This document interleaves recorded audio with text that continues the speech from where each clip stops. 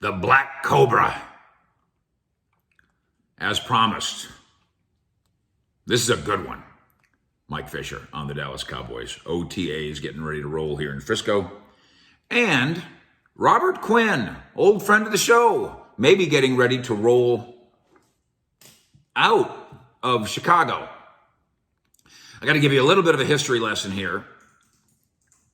October 2019, I'm inside the Star, and I'm walking down the hallway, and I bump into Robert Quinn, who, of course, had just joined the Cowboys, former Defensive Player of the Year in the NFL, had joined the Cowboys, 1-year rejuvenation project, something about what he was doing in Miami or their scheme or whatever didn't work.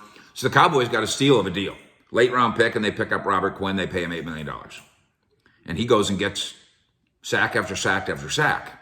And so I interrupt him in the hallway, and I tell him that I've overheard players with some nickname. He says, yeah, it's Black Cobra, he tells me. I'm the Black Cobra. I take it with honor, and I wear it with pride. He did rejuvenate his career that year in Dallas and then use it as a springboard to a monster deal in Chicago. But now, word is the Bears are looking to trade Quinn. Now, they say no. And then other people say, yeah, but only if. They're in a rebuild in Chicago, so the idea of a pricey, older defensive end, So is there a match? Well, first of all, there's absolutely a scheme match. That one's, on some of these players that come up, these free agents, they can get shot down. That doesn't work for us. Again, most infamously, Honey Badger doesn't fit our scheme. Okay, whatever. This is an exciting idea, and you can sense the excitement here on the Fish Report. With 2 justifiable flaws. Wrong. 1, Robert Quinn, the Black Cobra. By the way, I guess I need to tell you why they call him that. And I don't know if in Chicago they even bother calling him that. That might have just been a Tyrone Crawford produced Cowboy thing, but I'll get to it in a minute. It's good. He had 18 and a half sacks last year. What? Bears franchise record. So he's highly productive, but he remains under contract for 3 more years. Oh, good.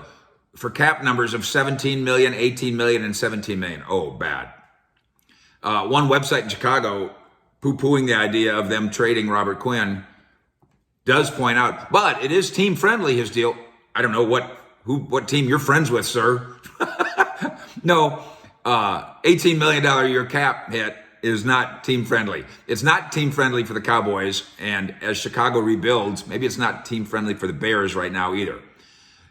2, and let's point out, and this is the Black Cobra part, he is remarkably athletic in one really special way, in addition to being a large man.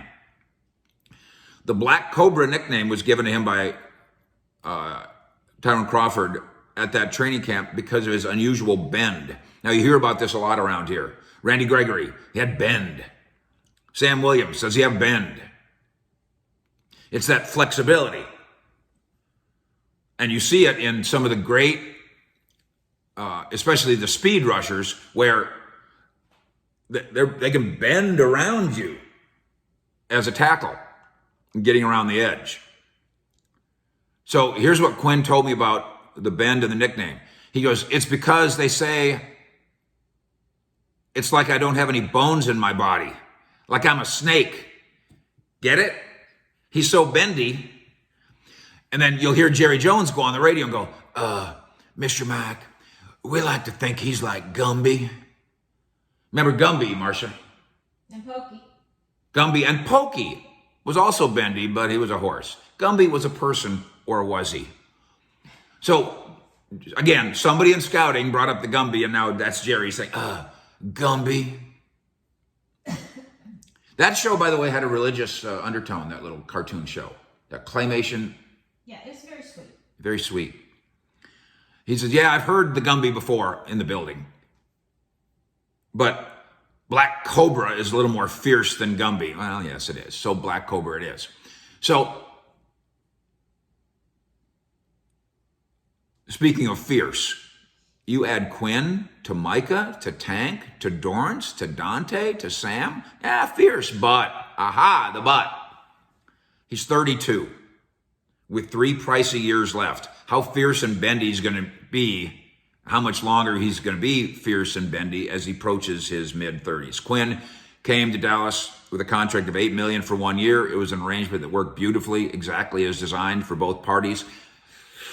Hate to break this to us, but this situation isn't that situation. In fact, when I rattle off the people that are going to go get sacks for this team, and as I've said to you before, I hope it isn't just 8 guys who get 2 sacks. I mean, that's up. But to have somebody who is really a force who can get 18 sacks, or Micah's 13, or Tank, go get 10, something. But they have the bodies. The Cowboys think they have the bodies.